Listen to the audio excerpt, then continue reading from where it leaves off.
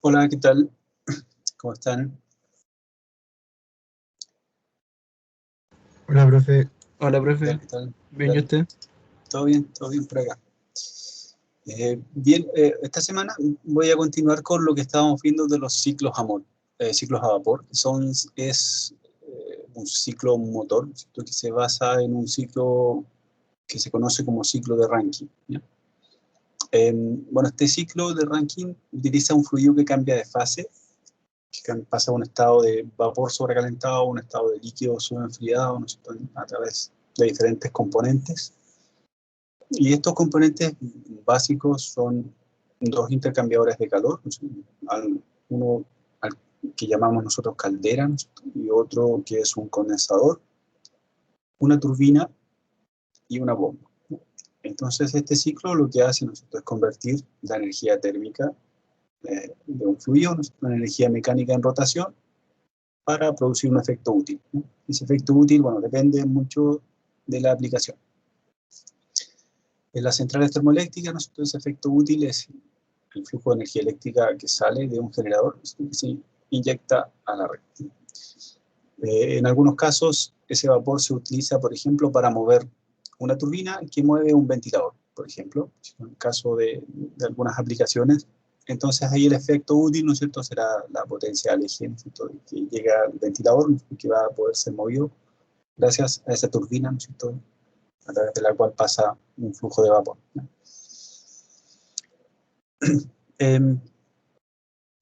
Nosotros podemos comparar ese ciclo de Rankine con el de Carnot, ¿no es cierto?, que es el ciclo ideal de un motor térmico y que es el que tiene el máximo rendimiento posible. ¿Bien? Ese ciclo tenía ciertas restricciones, ¿no es cierto?, el de Carnot, en términos de la materialización de la fuente y la materialización del pozo, ¿no? El lugar de donde uno saca el calor y el lugar donde uno rechaza después el excedente de calor que no pudo ser convertido en energía mecánica. Bueno, las limitaciones estaban principalmente dadas por varias cosas, ¿no es cierto? Del lado de la fuente es cómo yo materializo la fuente. Y una forma era, ¿no es cierto?, mediante la combustión de un combustible fósil o de biomasa, por ejemplo, ¿no?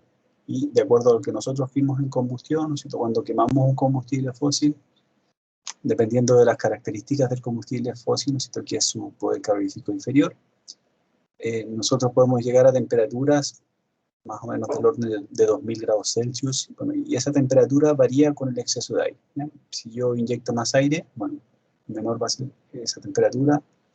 Si yo inyecto menos aire, mayor va a ser esa temperatura. Pero como orden de magnitud, si era 200 grados Celsius.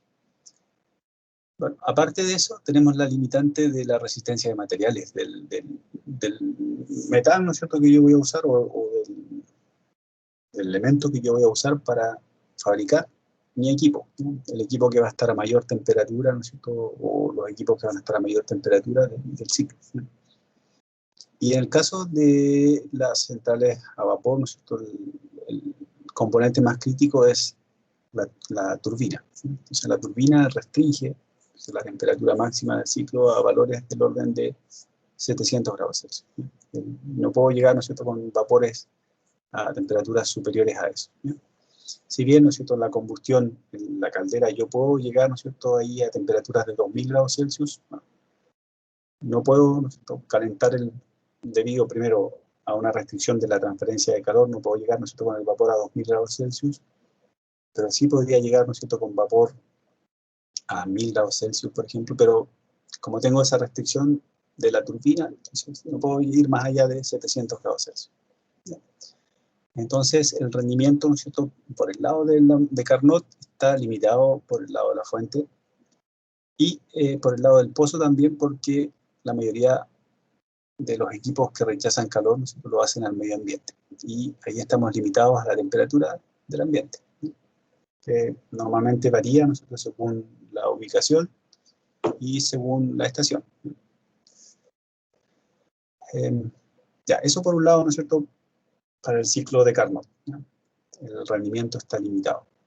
Después, si vamos al ciclo de Rankine, también está limitado, nosotros vimos que había limitaciones también del lado de la temperatura mínima, por la misma explicación, ¿no es cierto?, que yo les di para el caso de Carnot, y además que existían ahí algunos problemas técnicos también que yo les comentaba, ¿no es cierto?, que dadas las características del fluido que se usa en los ciclos de Rankine, que normalmente es agua, ¿cierto?, por su bajo precio y su alta disponibilidad, la presión a la que trabaja el evaporador está por debajo de la presión atmosférica. Y eso quiere decir que a la que trabaja el condensador, ¿no es cierto?, está por debajo de la presión atmosférica. Y eso quiere decir, ¿no es cierto?, que el condensador está en depresión, ¿no? Entonces, si el condensador está en depresión, puede ingresar aire hacia el interior. Y el aire que ingresa al ciclo es muy malo, ¿no es cierto?, para el ciclo, porque el aire es un fluido que no cambia de fase. El aire tiene muy malas propiedades de transferencia de calor, entonces se empieza a acumular en los tubos y degrada la transferencia de calor. Como el aire tiene oxígeno, también eso promueve la corrosión. Ese oxígeno también, ¿no es cierto?, después promueve la formación de CO2, ¿no es cierto?, que es un elemento muy corrosivo y que empieza a corroer los tubos después formando ácido carbónico. Entonces también, ¿no es cierto?, eso es perjudicial para el sistema. Entonces, la temperatura mínima en el ciclo de Rankine también está limitada, ¿no es cierto?, por aspectos técnicos, ¿no es cierto? La temperatura máxima, bueno, ya la mencioné, ¿no es cierto?, por los mismos motivos que yo les expliqué para el caso de Carnot. La presión máxima veíamos que estaba limitada, ¿no es cierto?, por la cantidad de humedad que se puede tener en las últimas etapas de la turbina, ¿sí?, y que eso produce erosión en los álabes. Ya, yo espero que a lo mejor hayan tenido el tiempo, ¿no es cierto?, de buscar ahí en internet, ¿no es cierto?, o con las palabras claves, ¿no es cierto?, de erosión sobre los álabes de una turbina, para que ustedes vean esto es lo que produce ese problema, ¿no es cierto?, de las gotas de agua, ¿sí?, en los álabes de la turbina. Es súper fácil, ¿no? Ustedes colocan erosión, a veces, como les comentaba, ¿no es cierto?, es bueno colocar en inglés, y colocan álabes, ¿no es cierto?, después turbina, y ahí les van a aparecer, ¿no es cierto?, no solamente para el caso de las turbinas a vapor, sino que también para otro tipo de turbinas, ¿eh? Por ejemplo, en el caso de las turbinas eólicas también, ¿no es cierto?, el polvo que se levanta también produce problemas de erosión. Entonces, seguramente les van a aparecer, ¿no es cierto?, más de una alternativa. Pero también pueden colocarle steam, ¿no?, para que sea vapor, y ahí les va a acotar más las imágenes, ¿no?, para que ustedes vean lo severo que es eso en estos equipos. Entonces, veíamos, ¿no es cierto?, que el ciclo de Rankine simple está súper restringido, ¿no?, en cuanto a temperaturas y presión. Entonces, eso nos hace pensar, ¿no es cierto?, que eso se puede mejorar, ¿no es cierto?, desde el punto de vista ingenieril, ¿no? Uno puede intentar mejorar, ¿no es cierto?, el rendimiento de este ciclo a través de varias modificaciones, ¿no? Y una de las modificaciones era expandir y recalentar, ¿no? Entonces, uno podría materializar un ciclo de Rankine con una expansión, un recalentamiento y otra expansión, ¿no? Y eso también nosotros lo vimos la clase pasada, ¿no? Una de las mejoras, ¿no es cierto?, era el recalentamiento del vapor, ¿no? Bueno, hoy día vamos a ver, ¿no es cierto?, otras mejoras para que ustedes vean, ¿no es cierto?, cómo el rendimiento de este ciclo se va a ir cada vez mejorando más, ¿no es cierto?, para llegar a los rendimientos que normalmente tienen las plantas termoeléctricas. Ya, los resultados de aprendizaje se mantienen, ¿no es cierto?, son los mismos que yo enuncié en la clase de la semana pasada, así que no los voy a leer.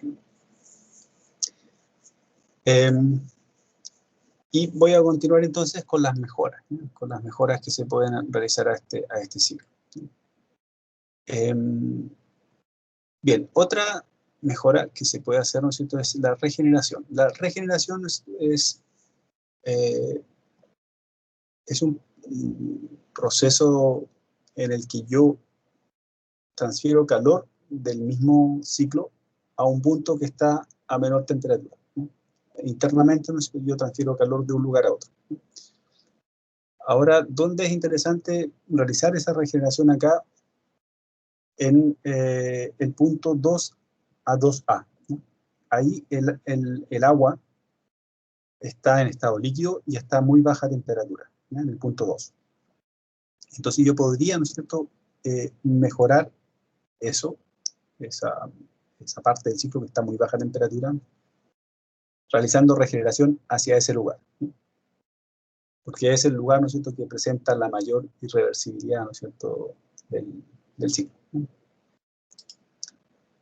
Ya, una forma, ¿no es cierto?, de reducir esa irreversibilidad es enviando, ¿no es cierto?, el líquido que sale del condensador, ¿no es cierto?, que pasa a través de la bomba, que está en el punto 1, ¿no es cierto?, es la salida del condensador, y el punto 2 es la salida de la bomba, enviar ese líquido a la turbina, a la carcasa de la turbina, ¿sí?, como se hacen en los motores a combustión, ¿verdad? Entonces, en la carcasa de la turbina hacer una especie de canales, ¿no es cierto?, a través de los cuales pase el agua en estado líquido, y llevarla hasta una condición 2A, que sería la condición de saturación, ¿ya? Si vamos a la figura anterior, ¿no es cierto?, el punto 2A está sobre la curva de líquido saturado. Entonces uno podría hacer eso, ¿ya? Podría, ¿no es cierto?, construir una turbina que tenga una carcasa con varios canales a través de los cuales pase el agua, ¿no es cierto?, y se caliente antes de que ingrese a la caldera, ¿ya? Desde el punto de vista práctico, ¿no es cierto?, eso es bastante difícil de poder realizar. Hay que instalar ese intercambiador de calor, ¿no es cierto?, y eso complica el diseño de la turbina. Bueno, a pesar de que ahí se puede calentar algo, ¿no es cierto?, el fluido no necesariamente va a salir como líquido saturado, ¿no es cierto?, por lo tanto, tampoco se va a lograr romper completamente esa irreversibilidad. Y si yo enfrío la turbina, podría tener problemas de condensación del vapor que pasa al interior de la turbina, y eso puede generar más líquido en las últimas etapas, y eso puede ser catastrófico, ¿no?, para la erosión de los álabes en las últimas etapas de la turbina. Entonces eso es un problema, no se puede implementar, ¿no? A pesar de que teóricamente uno podría pensar, ¿no es cierto?, que eso sí se puede hacer, desde el punto de vista técnico es difícil de poder implementar. Entonces, una forma de implementar la regeneración es realizando una extracción de la turbina, ¿no? Y esa extracción de vapor que uno hace de la turbina, la mezcla o la hace pasar a través de un intercambiador de calor para calentar el líquido antes de que ingrese a la turbina. Y así hablamos, ¿no es cierto?, de un regenerador que puede ser abierto o cerrado, ¿no?, que es un dispositivo, ¿no es cierto?, que permite aumentar la temperatura del líquido que sale de la bomba de extracción de condensado, la bomba que está ahí a la salida del condensador. Bueno, a este regenerador, bueno, nosotros acá en termodinámica aplicada le llamamos regenerador, ¿ya? En la práctica, si ustedes van, ¿no es cierto?, a una central termoeléctrica y le preguntan a un técnico dónde está el regenerador, bueno, ellos no van a tener idea, ¿no es cierto?, de eso, porque ellos le llaman calentador de agua de alimentación, ¿no? Entonces, normalmente a estos equipos, ¿no es cierto?, se les llama de esa forma, ¿no? Y el agua de alimentación normalmente uno le llama al agua que va hacia la caldera, ¿no?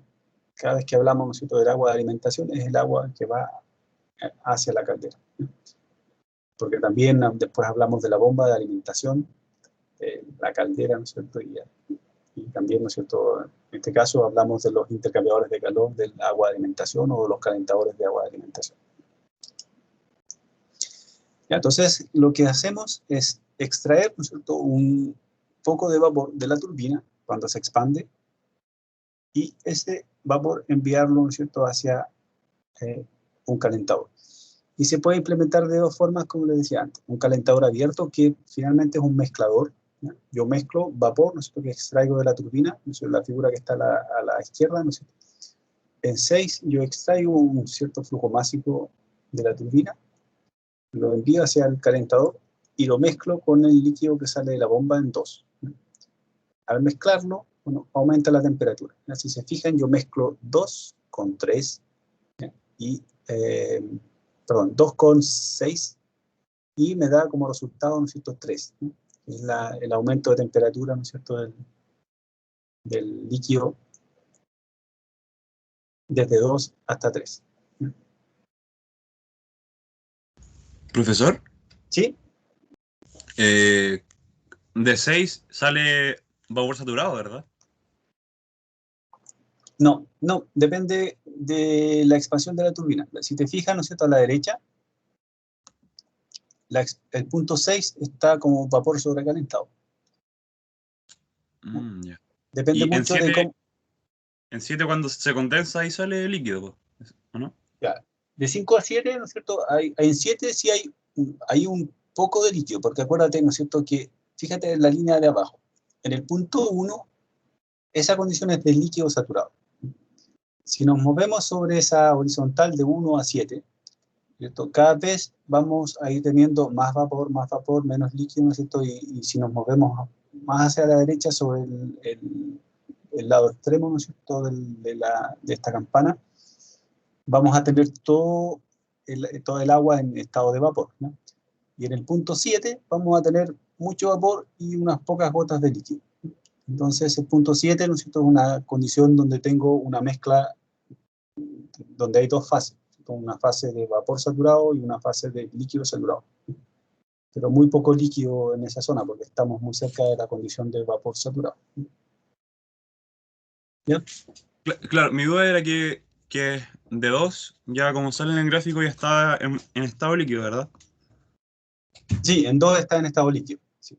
Entonces, como de 2 y 6, ya en el calentador abierto es como una mezcla de Una vapor mezcla. con... Sí, tú mezclas vapor sobrecalentado, que está en la condición de 6, con líquido subenfriado, que está en la condición de 2. Y al mezclarlo, bueno, aumenta su temperatura, y nosotros asumimos que ese aumento, ¿no es cierto?, de temperatura lo lleva hasta una condición de líquido saturado, que es la condición 3. Ah, ya, perfecto. Y ese mezclador es isobárico, ¿ya? Es decir, que la presión, ¿no es cierto?, permanece constante. ¿Ya? La línea que va de 2S, 2 hasta 3 es a presión constante. ¿Ya? Y acá, bueno, en 6, en 2 y en 3 la presión es la misma. Por el hecho de que entre medio no hay ninguna válvula, ¿no es cierto?, ninguna bomba, y por lo tanto asumimos, ¿no es cierto?, que la presión en todo ese sistema, en todos esos puntos es la misma que en el calentador abierto también. Perfecto, Rafael, gracias. Ya. Bien, a este calentador nosotros le llamamos calentador abierto porque se produce una mezcla directa, ¿no es cierto?, entre el vapor y el líquido.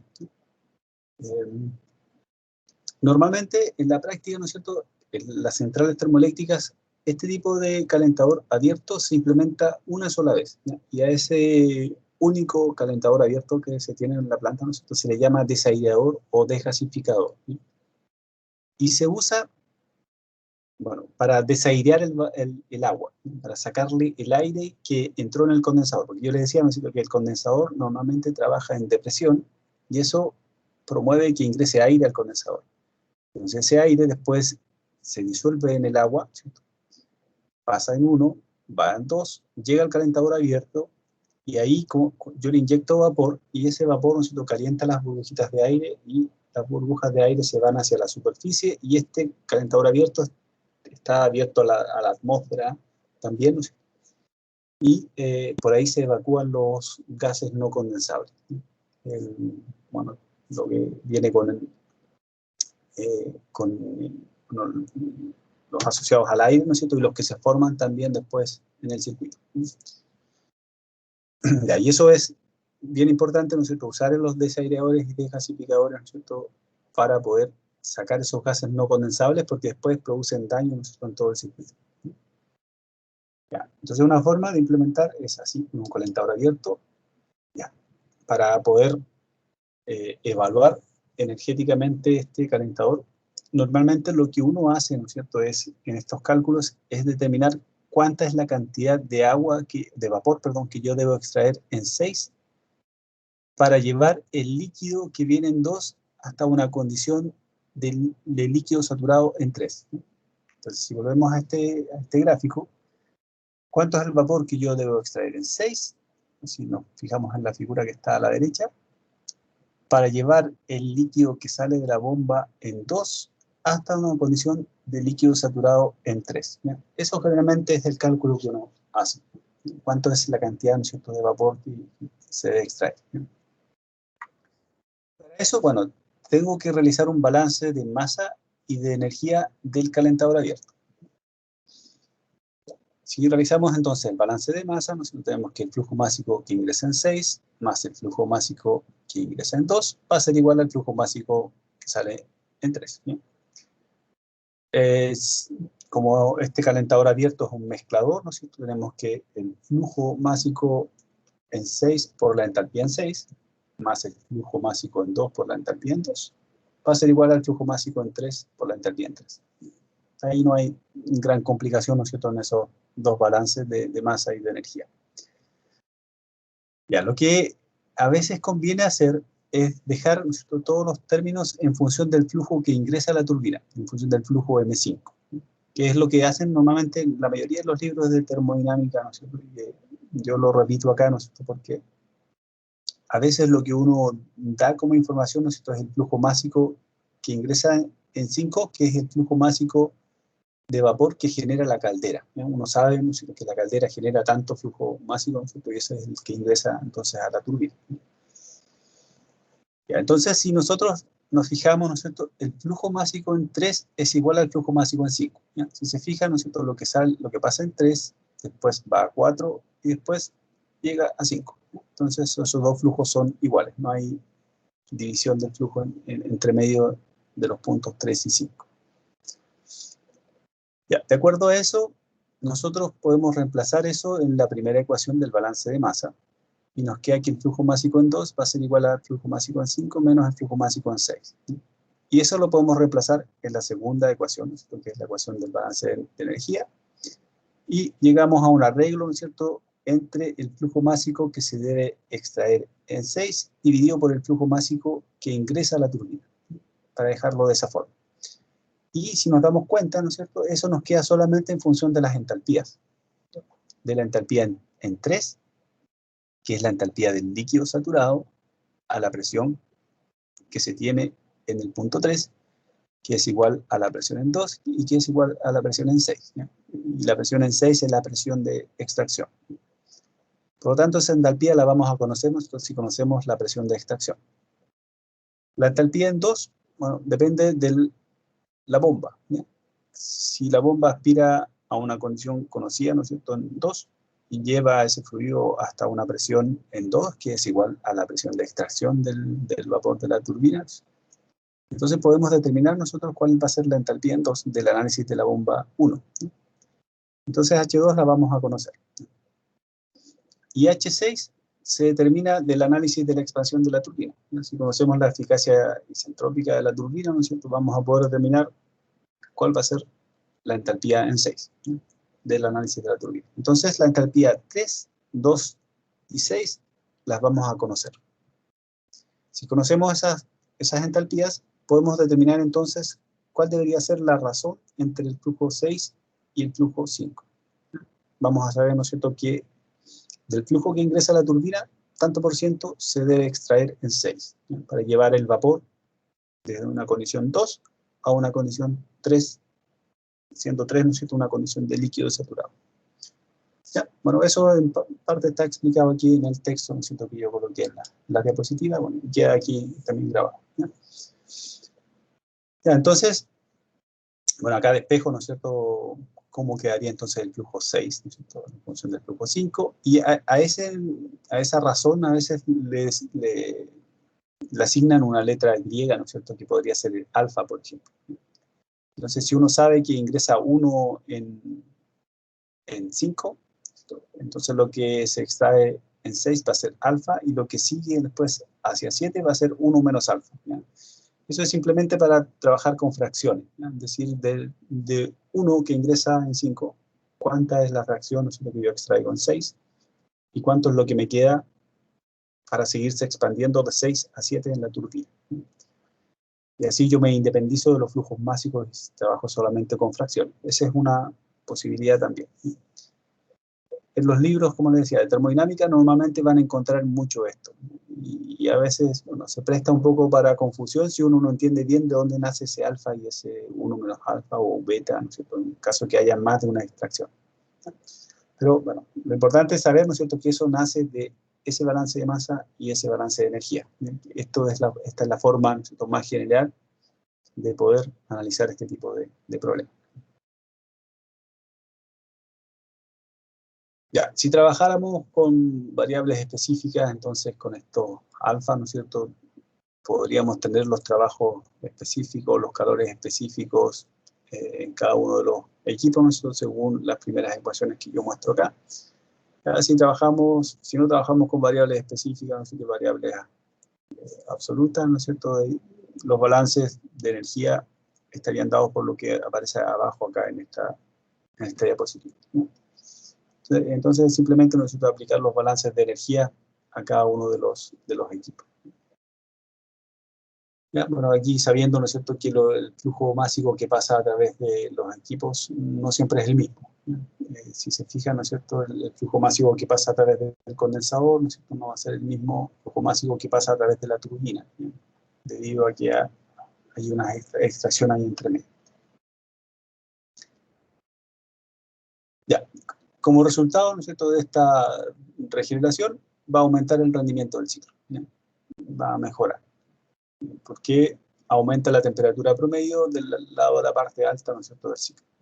Entonces, si ¿no es cierto?, eso pasa, yo podría estar tentado, ¿no es cierto?, a colocar más regeneradores, colocar 2, 3, 4, 5. Bueno, ahí hay un análisis que hay que hacer, ¿no es cierto?, porque hay un análisis económico de por medio, ¿no? Yo no puedo colocar infinitos regeneradores porque el costo va a ser más alto. Además que si uno grafica, ¿no es cierto?, en cuánto aumenta el rendimiento al agregar un regenerador adicional, se da cuenta que a partir de un cierto número de regeneradores ya el aumento de rendimiento no es muy significativo. Entonces hay una cierta cantidad de regeneradores, ¿no es cierto?, que ya no me permite seguir mejorando mucho el rendimiento. Entonces, desde el punto de vista económico no es atractivo, ¿no es cierto?, seguir agregando entonces regeneradores.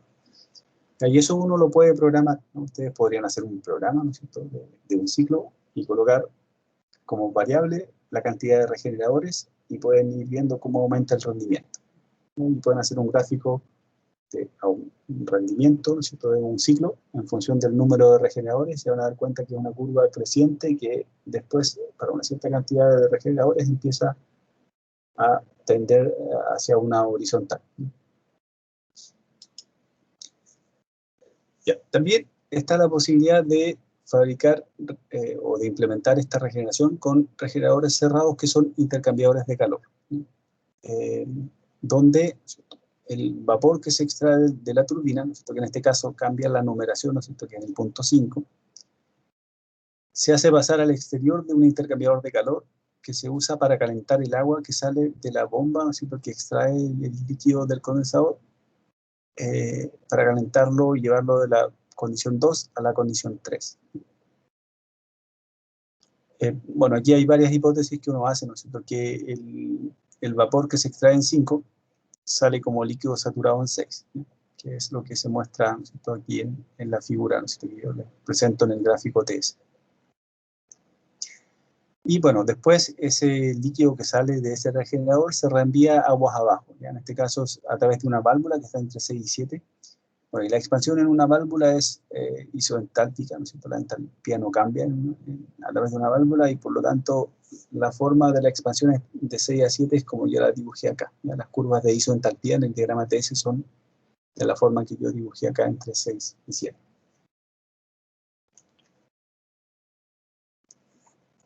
Ya, entonces esa es la forma, ¿no es cierto?, de implementar también un calentador de agua de alimentación cerrado, que finalmente, como les comentaba, es un intercambiador de calor. Bien, y en el diagrama TS se ve el aumento de temperatura, ¿no es cierto?, de 2 a 3. ¿Bien? El punto 3, en este caso, no queda sobre la curva de líquido saturado. Queda lejos, ¿no es cierto?, de la curva de líquido saturado. Depende mucho de la transferencia de calor en ese intercambiador de calor cerrado. Bueno, y para eso se usa un método que, para poder evaluar ese intercambiador de calor, ¿no es cierto?, que es el método del pinch point, que voy a explicar, bueno, aquí, ¿no?, en estas próximas diapositivas. Ya, entonces, si nosotros realizamos el balance de energía en ese calentador cerrado, tenemos que el flujo entálpico del vapor que se extrae en 5 tiene que ser igual, ¿no es cierto?, al flujo entálpico del líquido que pasa de 2 a 3. Entonces tenemos que el flujo másico que se extrae en 5 por la diferencia de entalpía entre 5 y 6 tiene que ser igual, ¿no es cierto?, al flujo másico de agua que ingresa en 2 por la diferencia de entalpía entre 3 y 2. ¿No? Bueno, el flujo másico que ingresa en 2 es igual al flujo másico en 3, ¿no es cierto?, es igual al flujo másico en 4, ¿no es cierto?, por eso yo uso el flujo másico en 4, ¿no es cierto?, en la ecuación que aparece en esta diapositiva. Ya, de la ecuación que está aquí, ¿no es cierto?, planteada del balance de energía del calentador, la entalpía H5 se determina del análisis de la turbina. Analizamos la turbina, ¿no es cierto?, determinamos esa entalpía. La entalpía 6 es la entalpía del líquido saturado a la presión de extracción, que es la presión 5, por lo tanto, también se va a conocer. Y H2 es la entalpía, ¿no es cierto?, del líquido a la salida de la bomba que extrae el líquido del condensador, también se va a conocer. ¿No? Entonces aquí conocemos de los términos que están acá en la ecuación del balance de energía del calentador cerrado, conocemos H5, H6 y H2. Por lo tanto, nos quedan dos incógnitas y una ecuación. Queda como incógnita el flujo en 5, es decir, el flujo que se extrae de la turbina, y la entalpía en 3, que es la condición a la que sale el líquido de ese calentador. Ya, como nos queda entonces, nos quedan dos ecuaciones y tenemos solamente una ecuación, tenemos que plantear otra ecuación, ¿no es cierto?, para tener así dos ecuaciones y dos incógnitas, ¿no? Y para eso tenemos que definir un método de transferencia de calor, ¿no? O tenemos que usar un método de transferencia de calor, que podría ser, ¿no es cierto?, cualquiera de los que vimos, ¿no es cierto?, nosotros en el capítulo, ¿no es cierto?, o en el módulo de intercambiadores de calor. Ya, debido a que acá hay cambio de fase, aquí usamos un método alternativo que es el método del pinch point. El método del pinch point lo que hace es determina cuál es la diferencia mínima que hay entre el perfil de temperatura del vapor que está condensando, que sale de la turbina en 5 y que sale después en la condición 6 del intercambiador de calor, y el perfil del agua que se está calentando de 2 a 3. ¿Ya? ¿Dónde está esa diferencia de temperatura mínima? ¿Ya? Y en este caso, bueno, está a la altura de A y B. ¿Ya? Y esa diferencia de temperatura mínima nosotros le llamamos pinch point, que es la diferencia entre la temperatura A y B. Y es ese pinch point que nosotros imponemos. Decimos de que queremos un pinch point, o vamos a dimensionar este sistema considerando un pinch point de 10 Kelvin, por ejemplo, o de 10 grados Celsius, ¿no?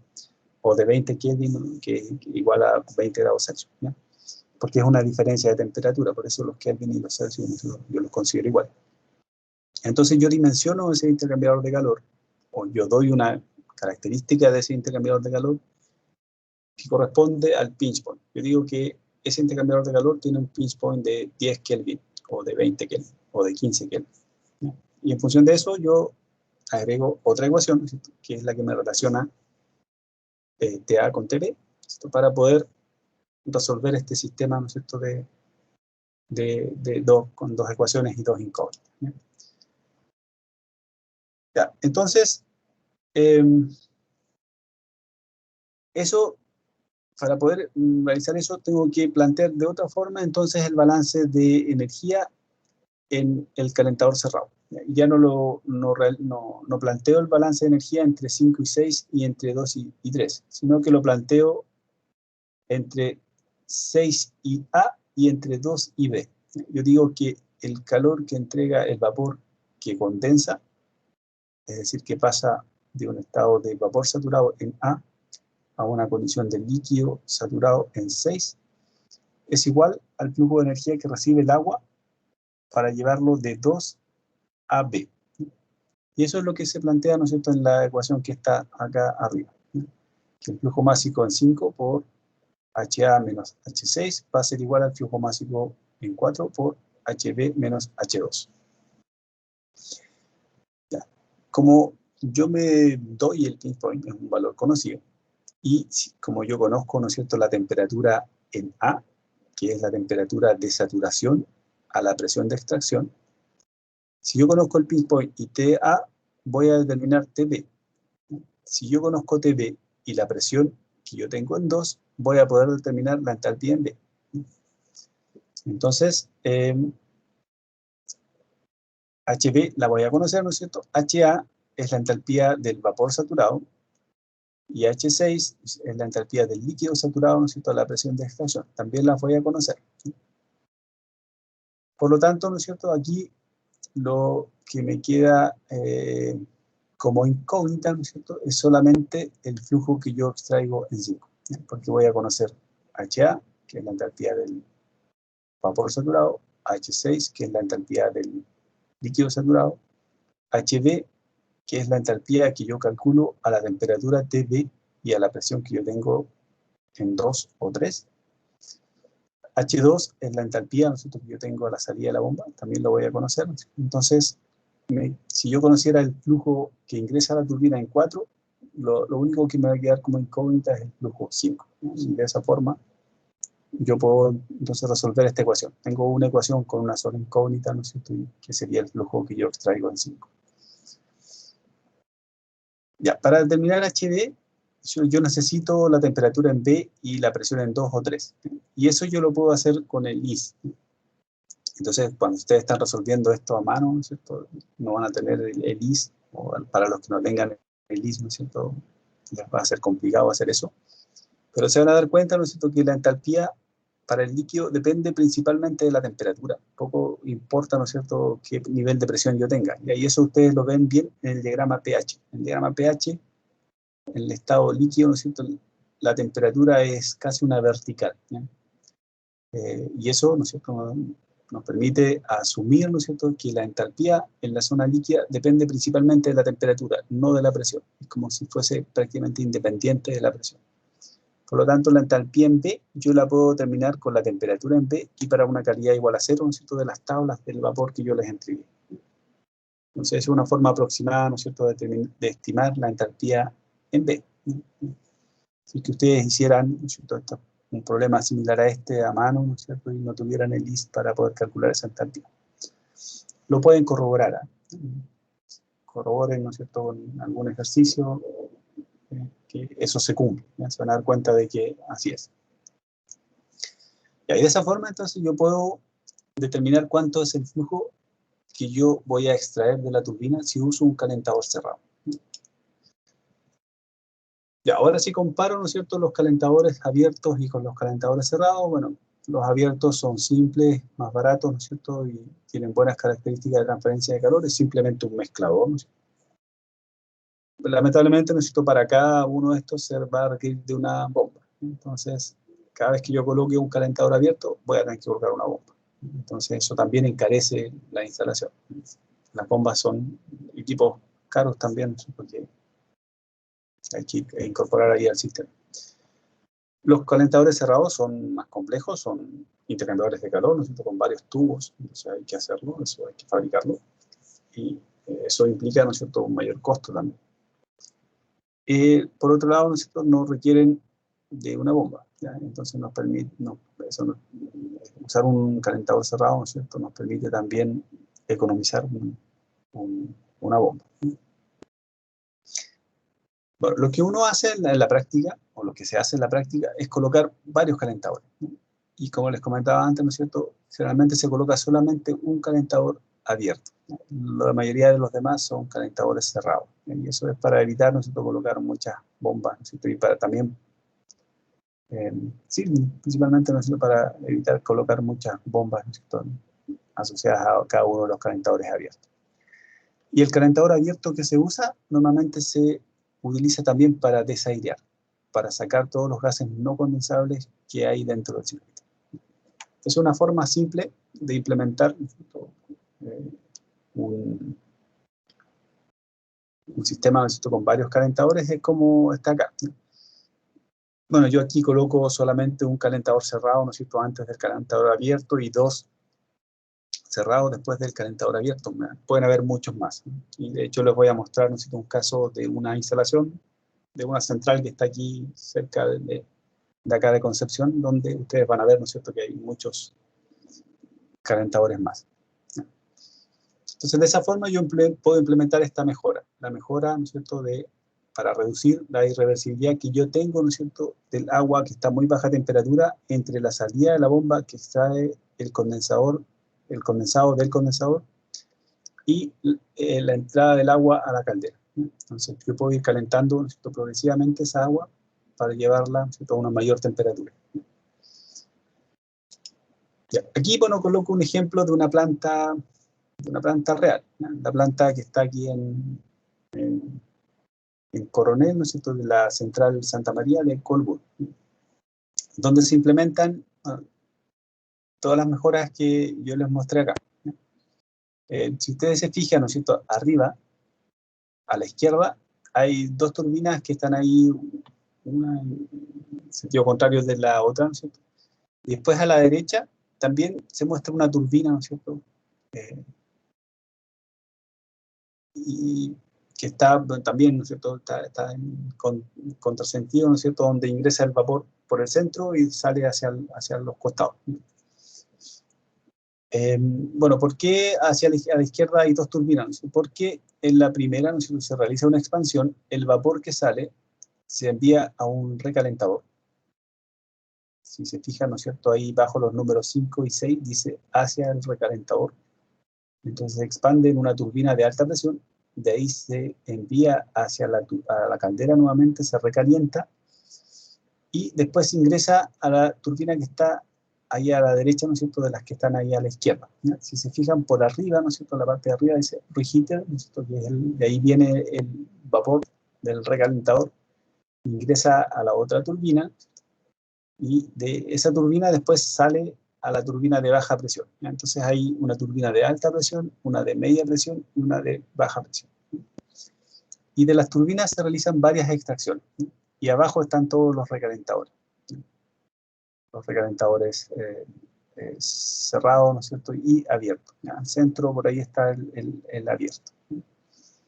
Y ahí, bueno, hay dos bombas, ¿no es cierto?, una booster y una de alimentación de la caldera, ¿no es cierto?, que envía el líquido hacia la caldera después, ¿no? La caldera no se muestra acá, solamente se muestra, ¿no es cierto?, la flecha del agua que va hacia la caldera y después las entradas, ¿no es cierto?, del vapor que viene de la caldera.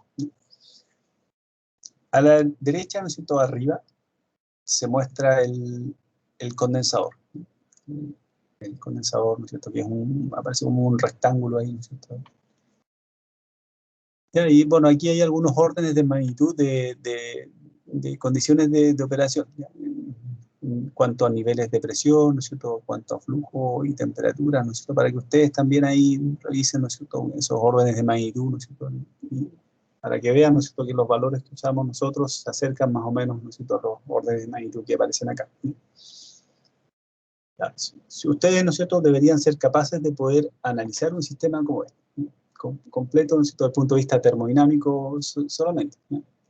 Aplicando, ¿no es cierto?, todo lo que vimos nosotros, ustedes podrían, ¿no es cierto?, ir viendo, ¿no es cierto?, cuál debería ser la potencia en cada una de estas turbinas, ¿no es cierto?, cuáles deberían ser los flujos que se deberían extraer hacia los calentadores tanto cerrados como abiertos, y podrían, ¿no es cierto?, estimar cuál debería ser el rendimiento de este ciclo, ¿no?, para poder comparar, ¿no es cierto?, con los valores que se entregan acá. Bueno, a veces en las plantas termoeléctricas nos dan el valor del rendimiento, dan un valor que se llama el heat rate, ¿no? Ahí abajo, ¿no es cierto?, si se fijan, a la izquierda, abajo, ¿no es cierto?, aparece ahí el heat rate neto, ¿no?, net heat rate, ¿no? El heat rate es el inverso del rendimiento, ¿no? y bueno, asume un valor de aquí de 7.784, ¿no es cierto? Porque en el numerador utilizan unidades de energía en kilojoule y en el denominador, ¿no es cierto?, utilizan valores de energía en kilowatt hora. Si ustedes pasan esos kilowatt hora a kilojoule y toman el inverso, ¿no es cierto?, se les debería dar el rendimiento de esta planta. Y ahí como para que tengan, ¿no es cierto?, un orden de magnitud, ¿no es cierto?, de cuál es el rendimiento de este tipo de planta. Bien, aquí tenemos entonces implementadas, ¿no es cierto?, e integradas todas las mejoras que vimos. Recalentamiento y regeneración. Y con eso, ¿no es cierto?, nosotros llegamos a rendimientos del orden de 40%, 50%, más o menos para plantas como esta. Bien, bueno, eso es lo que tengo preparado, ¿no es cierto?, para el ciclo de ranking, ¿no es cierto?, las mejoras y cómo se pueden implementar. ¿Ya? No sé si hasta acá hay alguna consulta.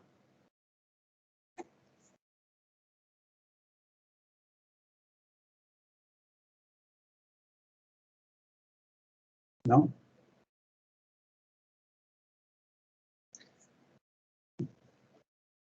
Ya. Ahora vamos a ver, bueno, siempre basado sobre el ciclo de ranking, vamos a ver, ¿no es cierto?, otra aplicación, otro uso, ¿no es cierto?, de estos ciclos, que también uno puede encontrar, ¿no es cierto?, en la industria, ¿no?, que es la cogeneración. Entonces aquí tengo planteadas algunas preguntas, ¿no es cierto? ¿Qué creen ustedes que es la cogeneración? ¿Para qué creen que se podría utilizar? ¿Qué efectos útiles podría obtener de una cogeneración? Y bueno, si además podría existir una trigeneración, ¿y a qué correspondería? No sé si alguien quiere discutir sobre esto.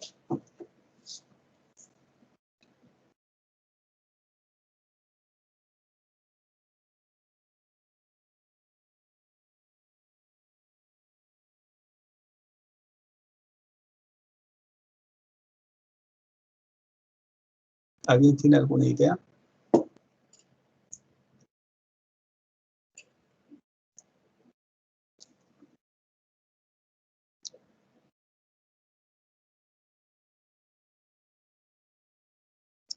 No.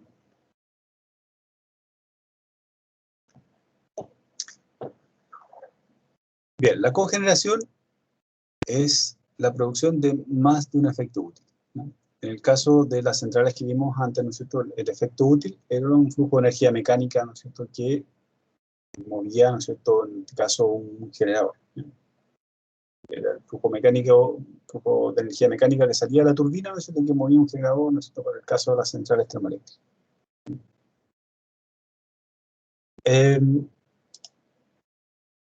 Bueno, también nosotros podríamos, ¿no es cierto?, implementar un sistema similar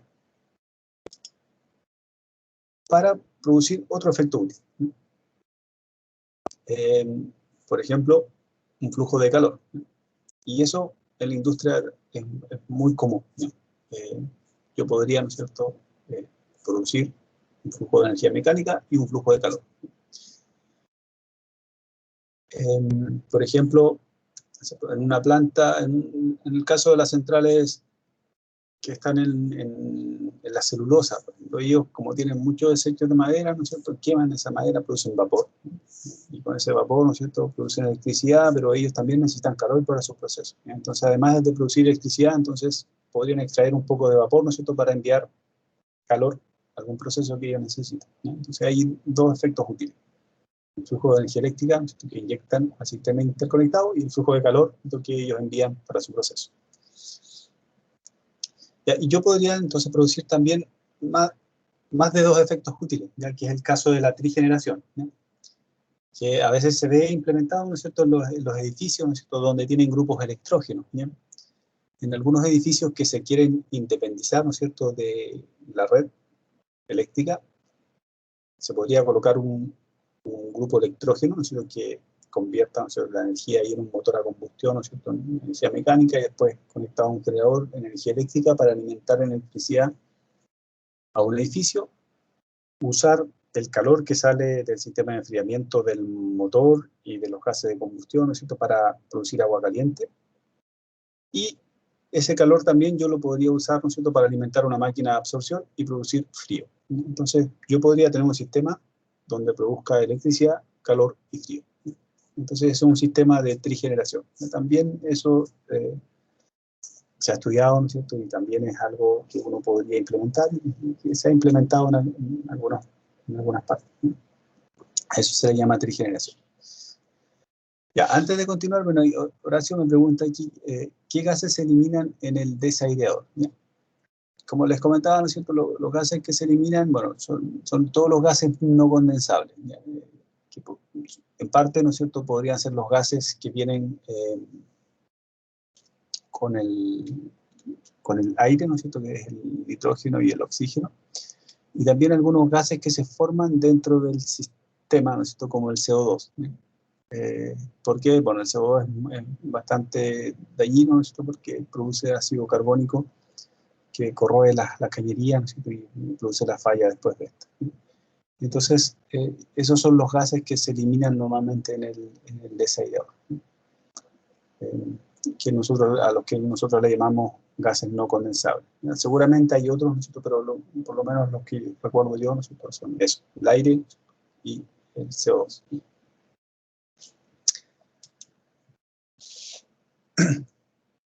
Ya, entonces, como les comentaba antes, ¿no es cierto?, en muchas plantas se requiere calor, ¿no es cierto?, a baja temperatura, calor de proceso, ¿no es cierto?, a 150 o 200 grados Celsius.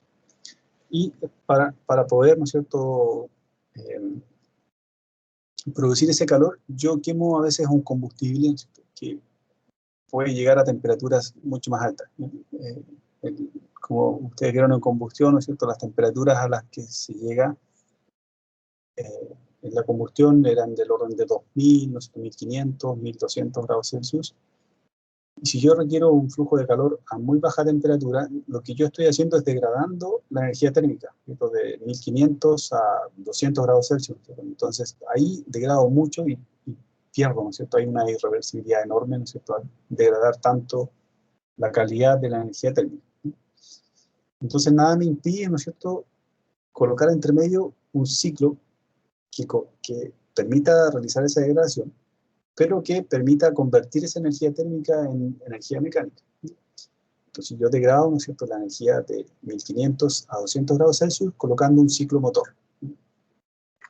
Y a eso es lo que nosotros llamamos cogeneración. Porque si yo quiero ¿no es cierto?, calor a proceso a 150 y a 300 grados Celsius y coloco un equipo de combustión, ¿no es cierto?, que me produce gases a 1200 o 2000 grados Celsius, lo que yo hago, ¿no es cierto?, es degrado el calor de la temperatura C, de C a la temperatura TP.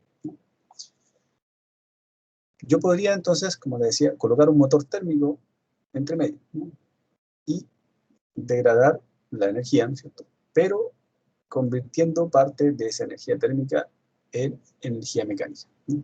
Entonces, teniendo, por ejemplo, el flujo de calor que yo requiero en mi proceso, ¿no es cierto?, a la temperatura que yo quiero, 150 o 300 grados Celsius. Y a eso es lo que yo le llamo cogeneración, porque voy a tener dos flujos útiles, que es la potencia neta que sale de mi motor térmico y el flujo de calor que va a proceso, ¿no?, a 150 o a 300 grados Celsius. Ya, para poder implementar esto, bueno, hay dos formas de hacerlo. Uno es con un ciclo a contrapresión, donde el condensador es ahora reemplazado por el intercambiador, ¿no es cierto?, de proceso. Entonces, lo que yo tengo que hacer ahora, ¿no es cierto?, es trabajar con un condensador a mayor presión o a mayor temperatura, ¿no? Cuando yo enfriaba el condensador, ¿no es cierto?, con aire ambiente o con agua de mar o con agua de río, ¿no es cierto?, pues trabajaba a muy bajas presiones, que incluso llegaba a presiones por debajo de la atmosférica. Pero si yo requiero un flujo de calor a 150, 200 o 300 grados Celsius, voy a tener que trabajar, ¿no es cierto?, con el condensador a una presión mayor.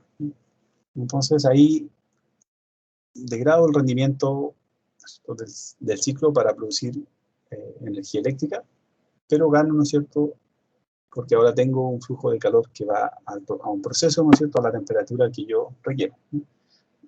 Entonces, una forma de implementarlo, ¿no es cierto?, es con un ciclo a contrapresión, que sería como el que está acá.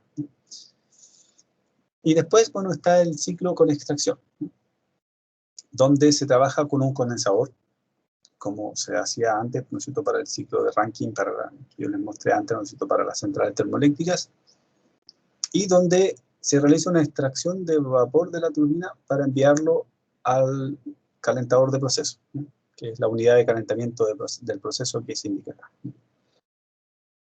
Y bueno, cuando ese flujo de vapor en 6 es muy grande, ¿no es cierto?, a veces conviene parar la turbina, ¿no es cierto?, y trabajar con todo el vapor que produce la caldera, enviarlo todo, ¿no es cierto?, a través del punto, o la línea que está ahí en 8, que pasa a través del punto 8, ¿no es cierto?, para enviar todo el vapor hacia la unidad de proceso, ¿no?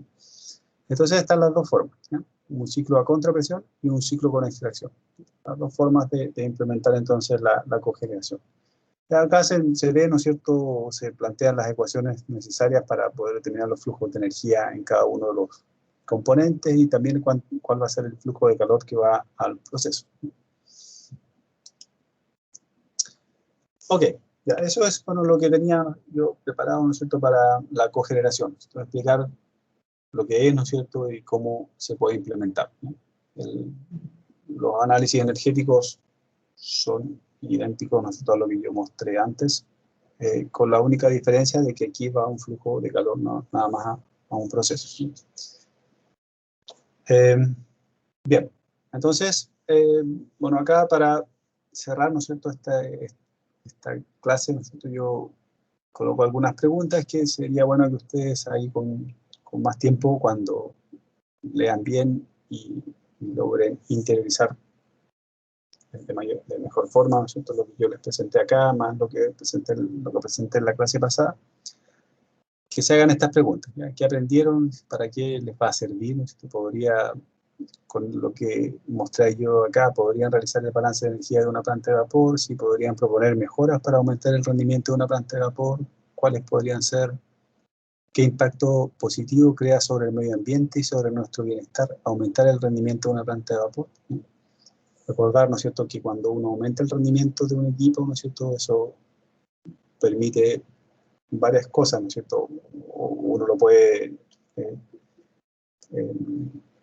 ver los beneficios desde diferentes puntos de vista, ¿no? Eso va a implicar, ¿no es cierto?, una reducción de un consumo de energía. Si se reduce el consumo de energía, bueno, van a reducirse los costos, ¿no es cierto? Voy a tener oportunidad quizás de producir más efecto útil. Si consumo menos energía, o menos, sí, menos del combustible o menos energía, ¿no es cierto?, voy a tener menos emisiones de contaminantes. Entonces hay muchas cosas positivas, ¿no es cierto?, que yo podría obtener, ¿no es cierto?, al mejorar el rendimiento de un sistema. ¿Qué es la cogeneración? ¿No es cierto? También algo vimos, ¿no es cierto?, ¿qué beneficio tiene? Bueno, la producción de más de un efecto útil, ¿no es cierto?, que a veces se requiere, ¿no es cierto?, en la industria. En muchas industrias se requiere de un flujo de energía eléctrica y de un flujo de calor. Yo podría entonces implementar, ¿no es cierto?, un ciclo de cogeneración para producir esos dos efectos. Ok, bueno, esto es lo que tenía preparado para hoy, ¿no es cierto? Después hay un complemento acá, ya que no lo voy a repasar, ustedes lo leerán ahí en detalle. Lo más importante es lo que está de la diapositiva 23 hacia atrás. No sé si hay alguna consulta o más dudas.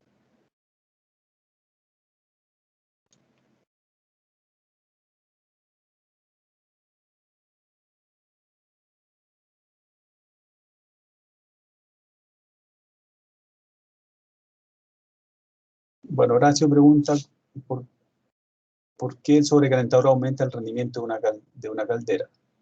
No he dicho yo que aumenta el rendimiento de una caldera, el sobrecalentador. Lo que aumenta es el rendimiento del ciclo, porque aumenta la temperatura promedio máxima del ciclo.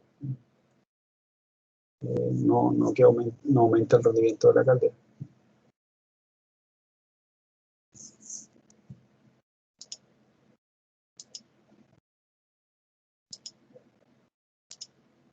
Bien, ¿alguna otra consulta? Sí, profe. Sí. El rendimiento promedio que iría aumentando en el ciclo se ve como reflejado en salida de trabajo en algún motor, por así decirlo. Claro, se ve reflejado, se puede ver reflejado en dos cosas, ¿verdad? Si tú aumentas el rendimiento y mantienes el mismo consumo de combustible, o ¿sí? El mismo consumo de combustible, vas a tener, ¿no es cierto?, más efecto útil, ¿sí? Mayor potencia en el generador eléctrico, por ejemplo, si fuese una central termoeléctrica, ¿sí? Eso, ¿no es cierto?, si es que mantienes el mismo consumo de combustible. Ahora, si es que tú mantienes un mismo efecto útil, es decir, un mismo flujo de energía eléctrica, eso te va a permitir reducir el consumo de combustible. Entonces, están las dos alternativas. Todo depende de qué mantengas tú constante. Si tú aumentas el rendimiento y mantienes constante el flujo de combustible, tienes más efecto útil. Y si tú mejoras el rendimiento y mantienes tu efecto útil, tú reduces el consumo de combustible. Entonces, están esas dos formas de ver el efecto positivo, ¿no es cierto?, de la mejora del rendimiento. Vale, profe, gracias. Ya.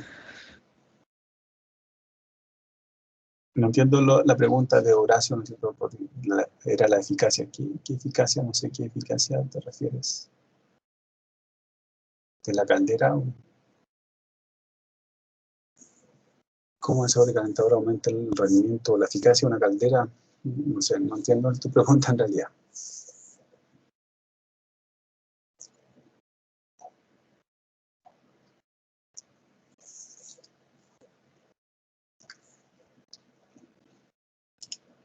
Ok, bien, si no hay más consultas, nos estaríamos viendo a la tarde, ¿no es cierto?, para poder, como este viernes es feriado, bueno, adelanté la clase para hoy, para ver cómo podemos aplicar, ¿no es cierto?, las mejoras que yo presenté hoy día, ¿no es cierto?, y para ir viendo cómo cada vez se hacen un poco más complejos los problemas, ¿no? Yo sé que cuando ustedes ven, ¿no es cierto?, todo un sistema con varios regeneradores, ¿no es cierto?, con turbinas, con muchas extracciones, se complica, ¿no es cierto?, porque ven que es muy complejo, pero si se dan cuenta, ¿no es cierto?, si uno va construyendo poco a poco el conocimiento, si analizamos primero una bomba, entendemos bien cómo se aplica la teoría a una bomba, si analizamos después una turbina, ¿no es cierto?, y entendemos bien cómo se aplica la teoría a una turbina, si después vemos un regenerador, ¿no es cierto?, y entendemos bien cómo se aplica la teoría que vimos, ¿no es cierto?, a un regenerador, después es fácil de integrar todo ese conocimiento, ¿no es cierto?, para evaluar un sistema completo, aunque tenga muchos componentes. Así es que no se asusten si tienen un sistema con muchos componentes, porque bueno, si ustedes entendieron bien cómo evaluar cada uno por separado, y después integrar ese conocimiento para evaluar todo un sistema, va a ser relativamente fácil, ¿no? Lo complejo siempre es, ¿no es cierto?, por qué partir, ¿no?, por dónde comenzar a evaluar, ¿no? Bueno, y para eso están las prácticas, ¿no es cierto?, cuando o las preguntas que yo les hago, ¿no es cierto?, las evaluaciones, ¿no?, para orientar, ¿no es cierto?, primero partan, ¿no es cierto?, por realizar esto, después todo, ¿no es cierto?, para que ustedes vayan ahí resolviendo los problemas. Bien. Ok, nos vemos a la tarde entonces. Chao, profe. Ya, chao, Chao, chao. profe, que esté bien. Chao, profe. Chao, chao. Chao, chao. Fe. Chao, chao.